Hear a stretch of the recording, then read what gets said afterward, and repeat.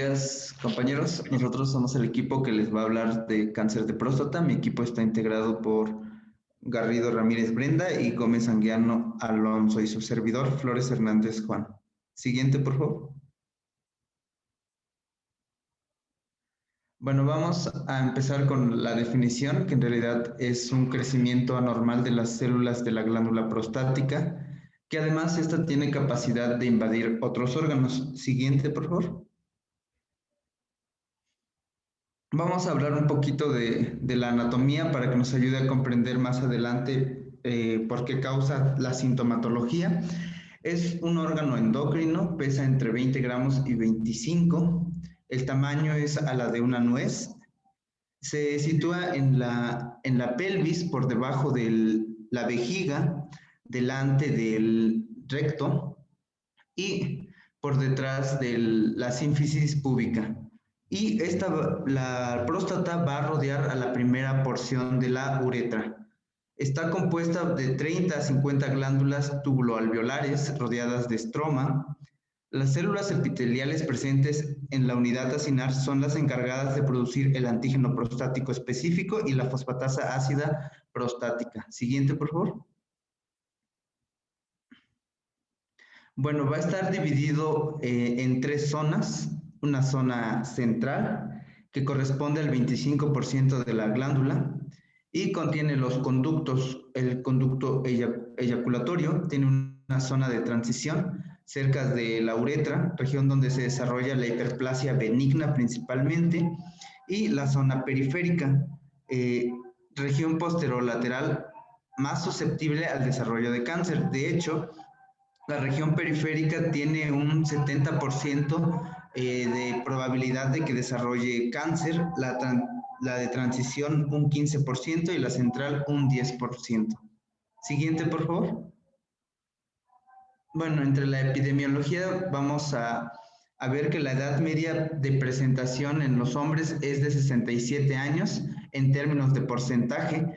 Aquí les pongo un cuadro de porcentajes por edad, que como vemos, menores de 20 años, pues la posibilidad de que presenten cáncer de próstata es muy bajo. Bueno, aquí lo marca de 0%, de 20 a 34 años igual 0%, y 35 a 44 años ya empezamos a ver que hay un 0.6% de posibilidad, de 45 a 54 años 0.9%, de 55 y 64 años hay un 30.7% de posibilidad, y donde hay más riesgo o hay más posibilidades de detectar esta enfermedad es de los 65 a 74 años con un 35.3%, y ya de ahí va a la baja de 75 a 84 años. La posibilidad de detectar cáncer de próstata es de 19.9%, y a mayores de 85 años 4.4%. Es el tumor maligno más frecuente en hombres, la segunda causa de muerte en hombres también, y el principal neoplasia que vamos a tener es el adenocarcinoma, que prácticamente va a corresponder el 95% de todas las neoplasias que se van a encontrar en la próstata. El riesgo de padecerlo es de 16.72%, riesgo de muerte de 2.57%, y en México ocupa el primer lugar como causa de muerte por neoplasia. Siguiente, por favor, en mayores de 50 años. Bueno, aquí es el número estimado de casos nuevos en todo el mundo. Vamos a hablar de ambos sexos, o sea, aquí esta gráfica se refiere a todos los tipos de cáncer y en ambos sexos, donde vemos que el cáncer de próstata va a ocupar el cuarto lugar con un 7.3% a nivel mundial. Siguiente, por favor. Bueno, aquí ya tenemos a nivel mundial, pero específicamente cáncer en hombres, y como vemos, aquí ya cambia. Tenemos el principal de pulmón en hombres, es el primero que va a afectar, y después le sigue el cáncer de próstata con un 14.1%. Siguiente, por favor. Y ahora vamos a ver lo que sucede en México. En México, la población masculina tiene, como vemos, están más propensos a tener cáncer de próstata, ya que aquí en México ocupa el primer lugar, y el de pulmón ocupa el segundo lugar. Se invierte. Siguiente, por favor. Y bueno, aquí tenemos el cáncer en ambos sexos. Igual vemos que se parece al de nivel mundial, que igual el cáncer de próstata se encuentra en el cuarto lugar. Siguiente, por favor. Bueno, ahora vamos a hablar de los factores de riesgo.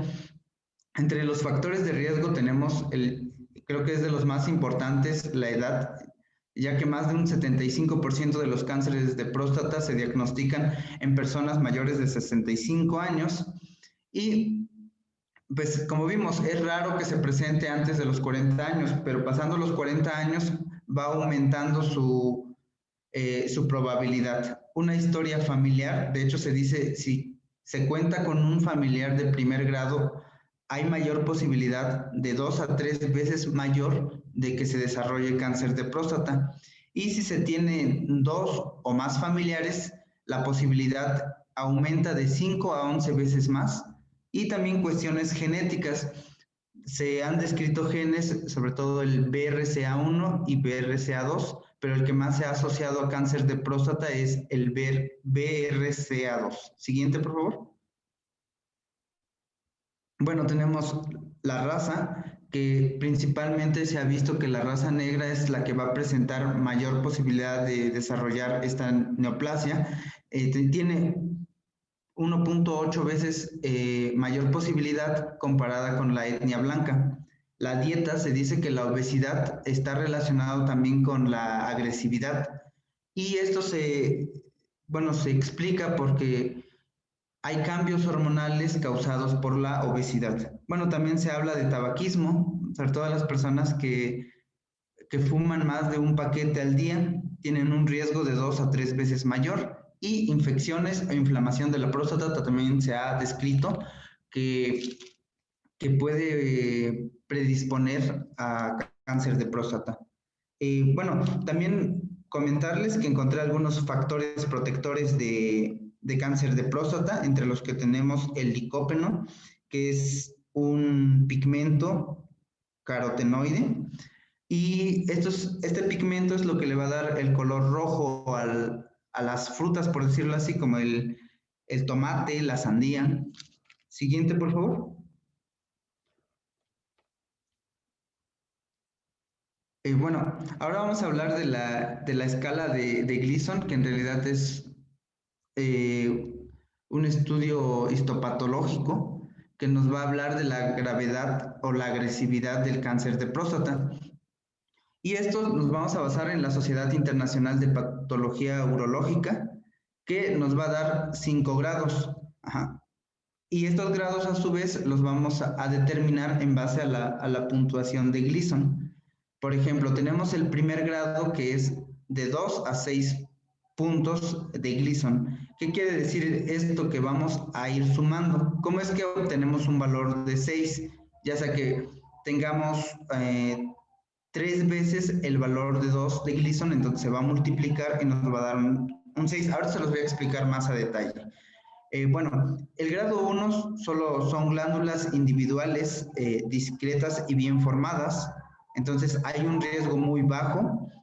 En el grado 2, predominantemente glándulas bien formadas con un menor componente de glándulas cribiformes, fusionadas o pobremente formadas. En la 3, predominantemente glándulas cribiformes, fusionadas y mal formadas con un menor componente de glándulas bien formadas.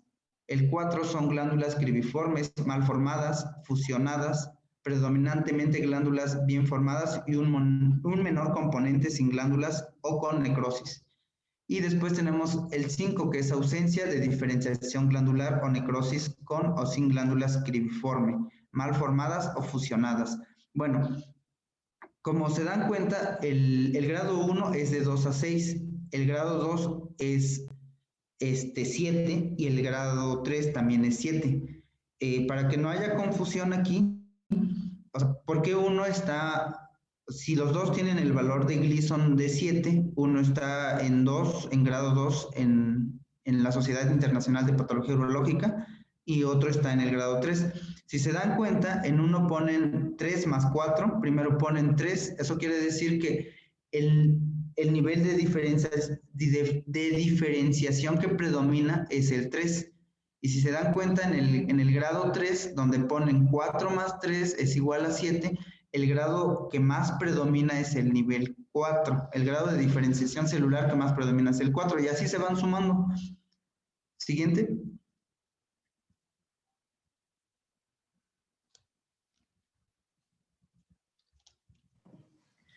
Ok, bueno, ahora en cuanto a las manifestaciones clínicas, pues vamos a encontrar que en estadios iniciales se va a encontrar principalmente los pacientes en un estado asintomático. Ya cuando los pacientes se están refiriendo que presentan diferentes sintomatologías, estamos hablando de etapas avanzadas, esto hay que tenerlo bastante claro. Puede ser avanzada locorregionalmente o ya a través de una metástasis como tal.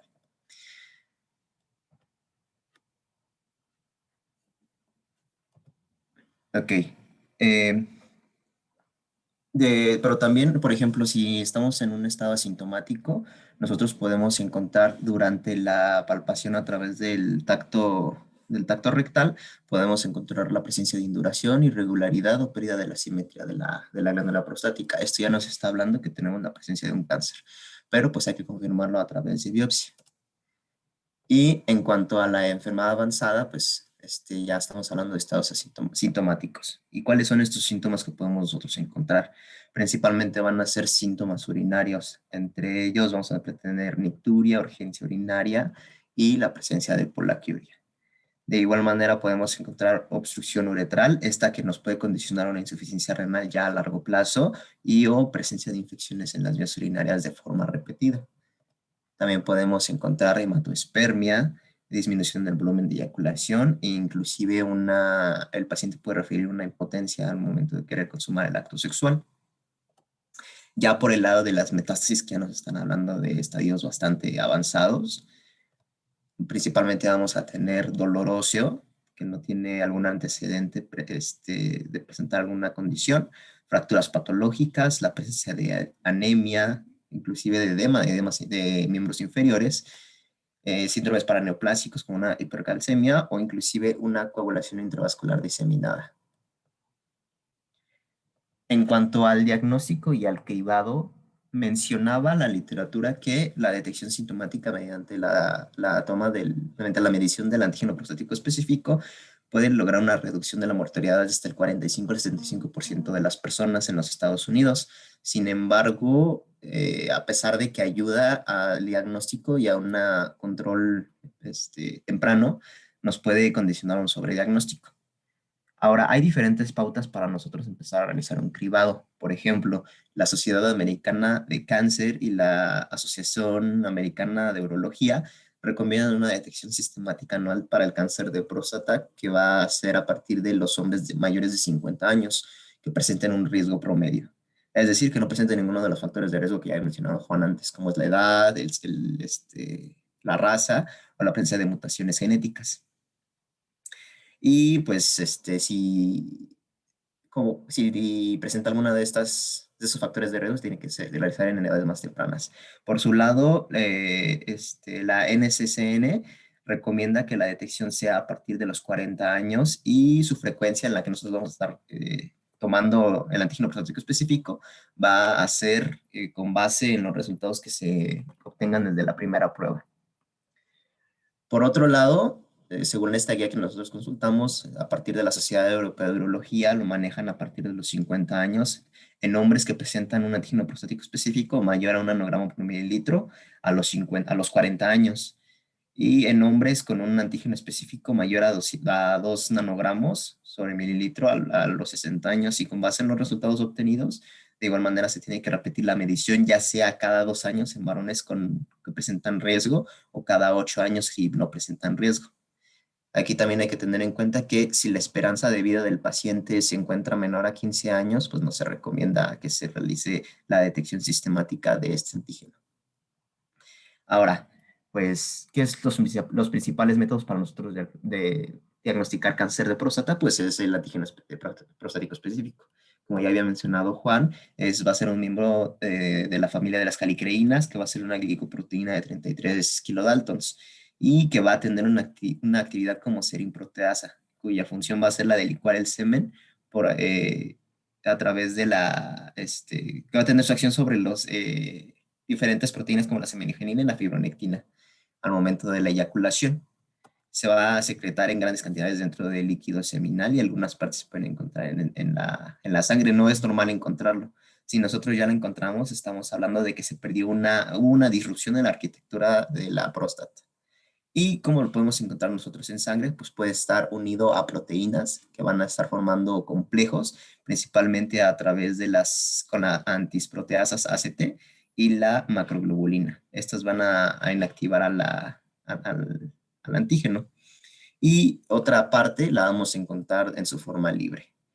Aquí hay que tener en cuenta que las concentraciones séricas van a variar de acuerdo a la edad, la raza y el volumen prostático.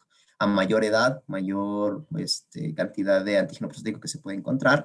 En el caso de la raza, las personas de raza negra van a ser las que lo van a presentar. Y mencionaba que por cada mililitro de volumen prostático más que se encuentre, va a aumentar un 4% el antígeno prostático específico. Pero pues no es solamente nosotros encontrar el antígeno prostático específico, porque es bastante inespecífico. Entonces, para eso vamos a encontrar tres subdivisiones: la velocidad del antígeno específico, la densidad del antígeno específico y el antígeno específico libre y su porcentaje. En el primero nos está hablando de la velocidad de cambio del antígeno prostático en un tiempo transcurrido entre la primera determinación y la siguiente determinación, que va a ser en un año. Y esto va a ser un diagnóstico, va a ser una asociación bastante fuerte hacia el riesgo de presentar cáncer de próstata. Mencionaban las guías que una velocidad de mayor al 0.75 nanogramos sobre mililitro es un marcador específico para cáncer cuando encontramos concentraciones de 4 a 10 nanogramos sobre mililitro del antígeno prostático específico ya de manera total. Sin embargo, la NCCN maneja valores de hasta 0.35 nanogramos sobre mililitro. Esto es un poquito más conservador. En cuanto a la densidad del antígeno, pues se va a obtener a través de dividir el valor, la concentración del antígeno entre el volumen prostático estimado mediante ultrasonido. Aquí, mientras mayor densidad se presente, es mayor la probabilidad de presentar cáncer. Aquí los valores de referencia van a ser, que nos van a indicar la presencia de patología neoplásica, va a ser una densidad mayor a 0.15 nanogramos sobre mililitro. Y en cuanto al antígeno específico prostático libre y su porcentaje, pues se tiene que tener en cuenta que en los pacientes que presentan cáncer existe una fracción mayor de antígeno prostático que está unida a complejos. Por lo tanto, vamos a tener una disminución del antígeno prostático libre. Aquí se va a manejar con un porcentaje de 25%, el cual va a mostrar una alta especificidad para diagnosticar cáncer en personas que presentan una concentración de 4 a 10 nanogramos sobre mililitro. Ahora, pues como les dije, hay que tener en cuenta que la elevación del antígeno prostático específico no es específica de cáncer, ya que hay otras patologías o inclusive estados que nos van a condicionar una elevación de este, como puede ser la hiperplasia prostática benigna, que va a ser la más frecuente, o inclusive una prostatitis. Y por otro lado, la manipulación a través del tacto rectal o la biopsia, así como la eyaculación, nos van a condicionar la elevación de este. Por lo tanto, hay que tenerlo en cuenta. Otra manera que nosotros podemos identificar va a ser a través del uso de inhibidores de la 5-alfa reductasa, que van a ser el tratamiento para la enfermedad de la hiperplasia prostática benigna. Esto es lo que va a conducir, van a hacer una disminución de las concentraciones del antígeno y van a ayudar en distinguir entre el cáncer entre la presencia de cáncer y la hiperplasia. Aquí se recomienda una dosis de 5 miligramos de finasterida. Esta lo que va a provocar es que las concentraciones del antígeno van a disminuir un 50% durante los siguientes 6 meses. O sea, se manda este tratamiento durante 6 meses y se evalúa. Por lo cual, si se hace una determinación basal al inicio y no al final. Si el antígeno prostático específico al final no desciende el 50% o inclusive aumenta durante dicha terapia, se debe de sospechar de cáncer. En cuanto al tacto rectal, pues su uso no va a ser solamente, pues no tengo el antígeno prostático, vamos a hacer tacto rectal. No, se tiene que hacer en conjunto. De forma individual no se puede tener una especificidad.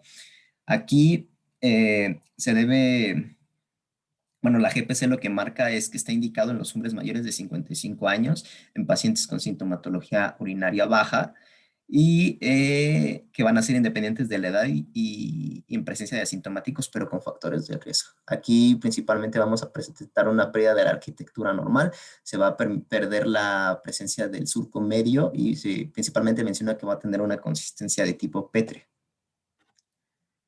En cuanto a la ecografía transrectal en escala de grises, esta va a permitir una visualización simultánea de toda la glándula, tanto en los planos transversal como en el plano sagital. Aquí, bueno, no me voy a meter un poquito más en anatomía porque ya la abordó Juan, pero principalmente se va a distinguir el estroma fibrovascular anterior, la zona de transición, la zona central y la zona periférica. Aquí la evaluación lo que va a buscar es la visualización de la próstata, así como de las vesículas seminales y de los conductos deferentes.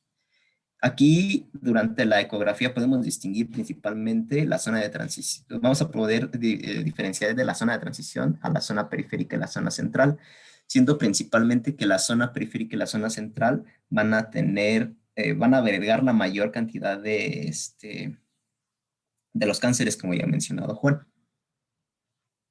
Y principalmente cómo nosotros vamos a poder distinguir una presencia de cáncer van a ser a través de lesiones hipoecoicas y las presencias de anomalías en el contorno.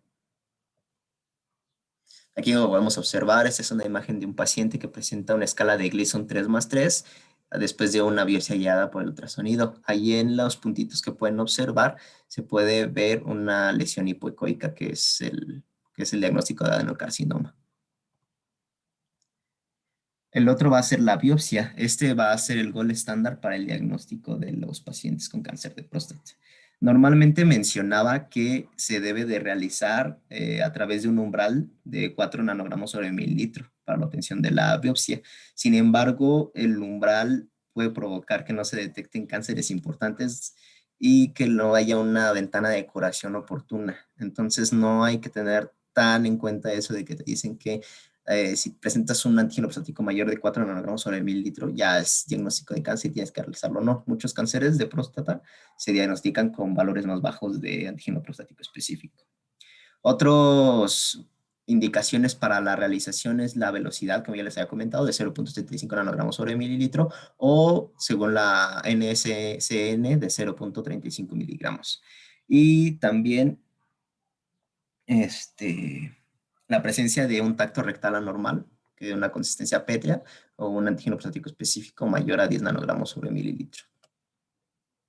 Ahora, la técnica que se va a realizar para la toma, principalmente mencionaba que en un inicio se realizaba el esquema de sextetes, el cual tomaba un núcleo de la base, uno de la parte media y uno del vértice. Esto de manera bilateral. Sin embargo, en la actualidad, debido a que algunos cánceres no se diagnosticaban mediante esta técnica, se empezó a realizar la técnica de núcleos ampliada. Esta la cual se encargaba de agregar núcleos en la dirección lateral a ambos lados de la base y en la parte media de la glándula, lo que nos va a dar un total de 8 a 13 núcleos. Como pueden ver, la primera es la técnica de los sextetes y las otras ya son las técnicas ampliadas. Ahora, para su realización mencionaba que se deben de tomar en cuenta diferentes cosas. La primera de ellas es la suspensión de anticoagulantes, así como de la aspirina y de los AINES de los 7 días previos. Aquí la GPC mencionaba que la suspensión de la aspirina no era tan necesaria, pero pues esa consideración. Así como la administración de una fluoroquinolona, un antibiótico, para evitar la complicación más frecuente que son las infecciones. Esta se debe realizar 30 a 60 minutos antes de la toma y se debe continuar por 2 a 3 días. Las principales complicaciones, contraindicaciones que nosotros tenemos va a ser la presencia de coagulopatía significativa en los pacientes, trastornos anorrectales dolorosos, inmunosupresión grave y prostatitis aguda. Y las complicaciones, la principal infección y la segunda, hemorragia. Ahora, ¿en qué pacientes nosotros debemos de repetir la biopsia en caso de la primera biopsia sea negativa? Esta es si presenta un aumento del antígeno prostático específico y se reportan normalidades dentro del tracto rectal. Es cuando nosotros vamos a justificar la toma de la segunda biopsia. Mientras que la tercera o la cuarta biopsia se debe de realizar en pacientes con sospecha de cáncer o factores de mal pronóstico, tanto en la primera como en la segunda biopsia. Aquí la GPC marcaba que Si debe repetir, si el antígeno prostático específico aumenta, si el tacto rectal es sospechoso, si hay presencia de una proliferación pequeña sin atípica o de neoplasia intraepitelial prostática multifocal de alto grado, así como unas imágenes por resonancia magnéticas paramétricas. Ahora tenemos diferentes métodos de diagnóstico de estratificación, como puede ser la tomografía computarizada. Esta va a ser de suma importancia para planear el tratamiento con radioterapia y valorar la enfermedad a distancia, es decir, la metástasis. Por su parte, en el caso de la resonancia magnética con transductor rectal, va a permitir evaluar la extensión local a órganos vecinos como las vesículas seminales. Y en el caso del gammagrama óseo, este se va a indicar en pacientes que tengan un antígeno prostático mayor a de 10 a 20 nanogramos sobre mililitro, una suma en la escala de Gleason mayor a 8 o tumores T3 y T4 con síntomas óseos, independientemente del Gleason y del estadio. En cuanto a la estadificación, vamos a tener la diferencia entre la estadificación clínica y anatomopatológica. La primera va a evaluar la extensión de la enfermedad mediante los parámetros pretratamiento. Estos son el tracto rectal, el antígeno, la biopsia guiada por aguja y los estudios radiológicos, mientras que el anatomopatológico se va a determinar después de una resección de la próstata, el cual implica el análisis